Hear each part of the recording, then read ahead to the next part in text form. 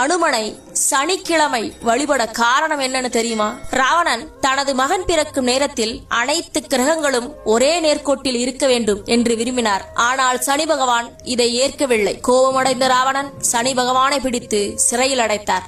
சில ஆண்டுகள் கழித்து சீதா தேவியை காண தூதுவனாக இலங்கைக்கு வந்தார் ஹனுமான். அப்போது அனுமானை பிடித்து வாளுக்கு தீ மூட்டினார் ராவணன். கோபமடைந்த அனுமான் இலங்கையை எரித்து தப்பிச் சென்றார். செல்லும் வழியில் வாயு பகவான் அனுமனை மறித்து சனி பகவானை காப்பாற்றும்படி கூறினார். அந்த கணம் ஒரு அழுகுரல் கேட்டது. இதை கண்டதும் அனுமான் குகையை உடைத்து சனி பகவானை காப்பாற்றினார். தன்னை காப்பாற்றியதற்கு நன்றி கூறிய சனி பகவான் வேண்டிய வரத்தினை கேள், உனக்கு தருகிறேன் என்றார். தன்னிடம் அனுமதி கேட்காமல் தன் பக்தர்களை துயரத்தில் ஆழ்த்தவோ அவர்கள் மீது தீய பார்வையை செலுத்தவோ கூடாது என்று கேட்டுக்கொண்டார் அனுமான். தன்னலமற்ற தூய மனதை கண்ட சனி பகவான் உன்னையும் உன் பக்தர்களையும் சனிதோஷம் எப்பொழுதுமே நெருங்காது என்ற வரத்தினை அனுமனுக்கு வழங்கினார் சனி பகவான். இப்படி சனி பகவானின் பார்வையில் இருந்து தப்பிக்கவே அனுமனை சனிக்கிழமைகளில் வழிபடுவது நல்லது. உங்களுக்கு ஹனுமான் பிடிக்குமா? கமெண்டில் ஜெய் ஹனுமான் சொல்லுங்கள்.